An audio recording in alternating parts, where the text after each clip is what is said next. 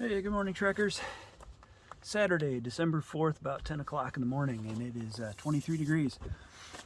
It's in here in an ATV parking lot off Blockhouse Lake Road, just a little bit east of Park Falls. And a little impromptu hike. Gonna hike down Blockhouse Road for a little bit.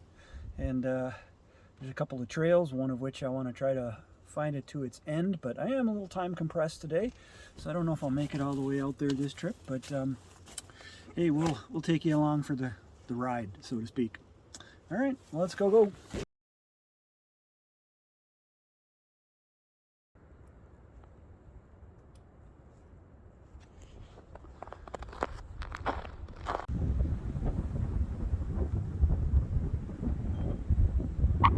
Blockhouse Lake.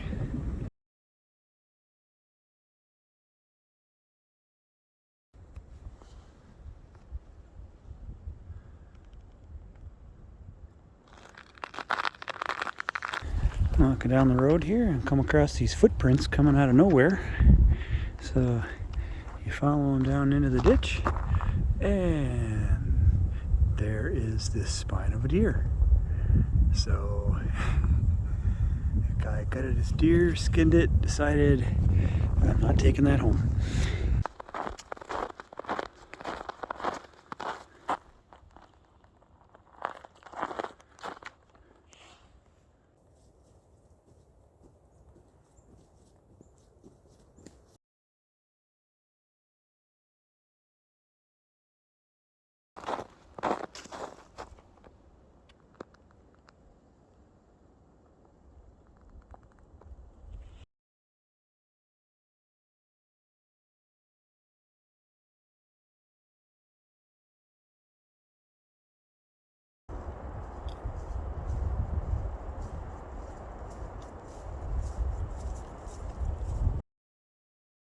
A little over 2 miles in.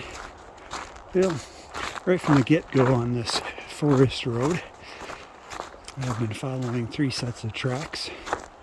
A set of dog tracks, and a set of was probably size 9 winter boots, and a size of, or pair of was size 12 winter boots. I was thinking husband, wife, and puppy, and I actually passed a husband, wife, and puppy driving into the parking area, so perhaps them. But about 100 yards ago, the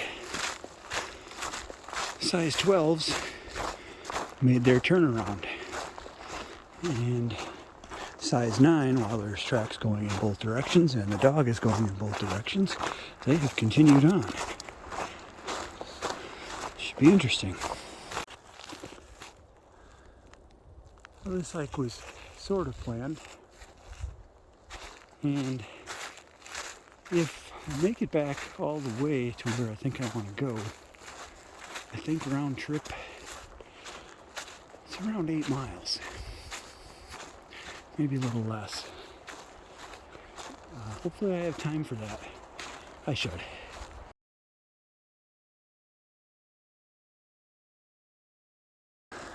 So tucked back in here is the National Forest property boundary. You can see the woods that are to be logged at some point next year, 5 years, I don't know. And you can see the woods that were logged about 8 years ago. We are standing at the boundary between Price County and Ashland County, and we are leaving the Chequamegon National Forest and heading into the Ashland County Forest. Probably another mile to go till this looks like it might dead end. Going to be a cold one now. We're not going to have very little protection. These leafless aspens aren't going to help much with wind protection, so the next mile out and mile back are going to be a little chilly.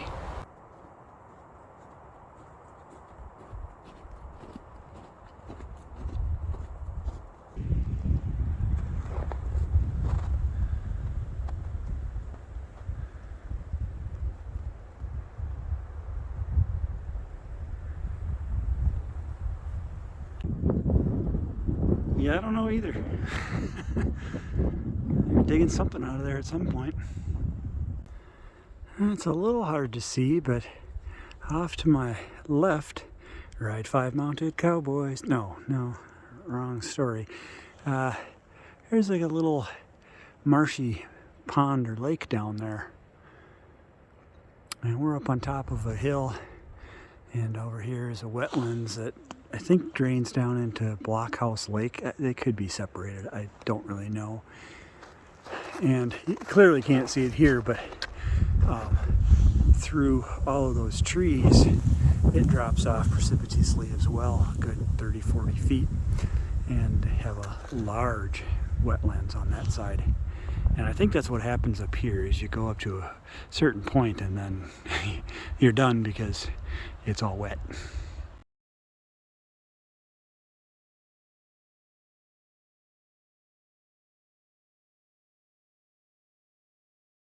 One of the reasons you want to kind of plan ahead when you're coming out to places like this is this little 2-track right here.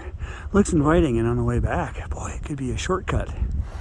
Actually, it takes you on about a 3/4 mile up and down off this hill and dead ends in a swamp. So, well, this is it, down at the bottom here. Here's the end of the story. Let's go see if this is a swamp or an old quarry or what this might be. Well, this is it. Ends in a bunch of aspens and a swamp. You see some trail tape from a couple of weeks ago. Footpath leading out, probably to the edge of the swamp. Deer hunters. They'd have made the trek back in here. But that's it. Bottom of the hill. And now it's time to head back.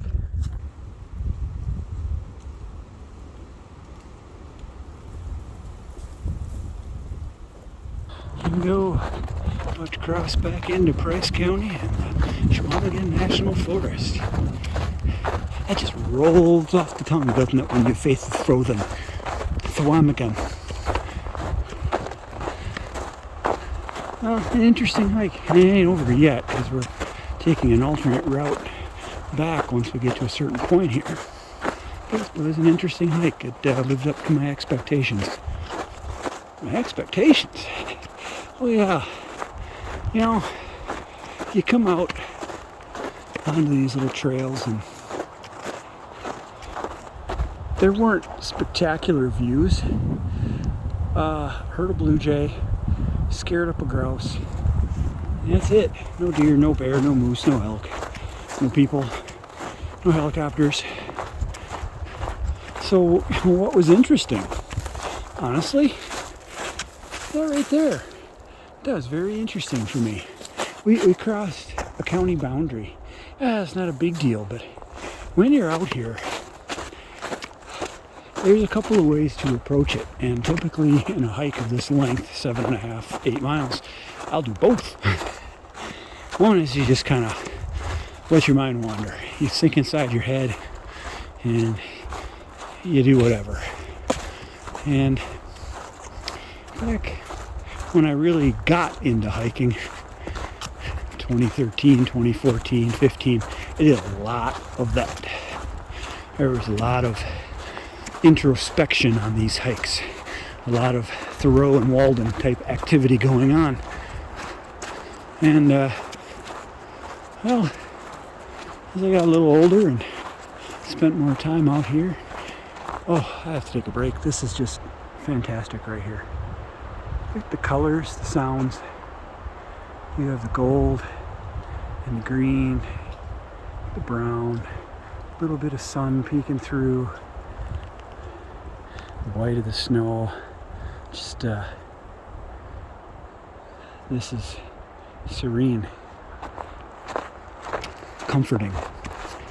It does. It almost feels like a blanket. But that's the kind of stuff I live for now. Rather than being Walden and Thoreau and going for a walk in the woods to find ease with my soul, I'm more of a Leopold where I'm going out to be here and to lightly put my boot prints down and see what I can see. It's the little things that excite me on hikes like this, because I'm not crossing a raging river. There's no wildlife. But just the various things like noting how they're going to be logging this soon. These are fresh paint marks. And then crossing into an area that was logged. Trying to guess how old those aspens are. When was it logged? Kind of coming across things that humans have done too, these little things that you see out here. I've heard these described as working woods. At the end of that trail, before we turned around, I was nearly 4 miles away from any kind of vehicle accessible road. Well, I guess technically they open the gate and you can get almost any car down this. But 3 miles away, 4 miles away from a gravel road or pavement in Wisconsin is in deep. It's about as deep as you can get into the woods, into the wilderness. But yet, we still saw footprints the whole way from casual walkers such as myself and whoever these people were, to tracks that were a week or two old from deer hunters that went even beyond where I went. We saw a pit that was clearly dug by people. I mean, I won't call it a quarry because it's too small, but there it is. What other things have gone on in these woods? And I try to imagine that when I'm walking around, when I'm looking around. And it's those little things that bring me back time and again. And occasionally, I do get lost in my own head and think happy thoughts. Most of the time, it's about past hikes and hikes to come, or what a hike would be like on this same trail in different temperatures, different time of year. It's the little things, guys. Here's where our paths diverge. Heading that way. So here is a good spot to look for deer. They'll be hiding when it's windy and cold like this. They got up in the morning, ate their food, and they'll be hiding underneath these pines. Haven't spooked anything up yet, though.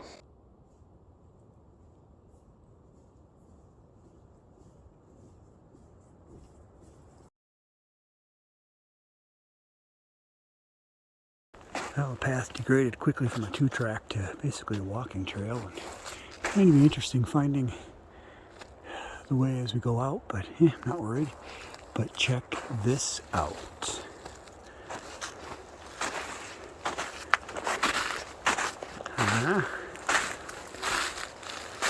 This is the foundation to an old barn.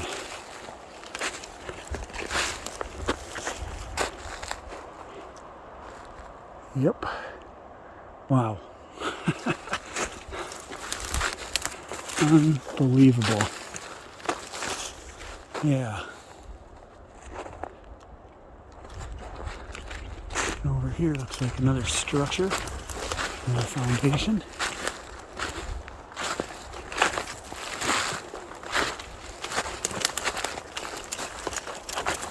Wow.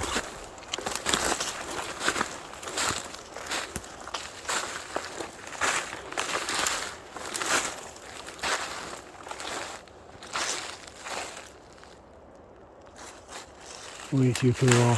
Way too cool. And here you got the steps down to the cellar.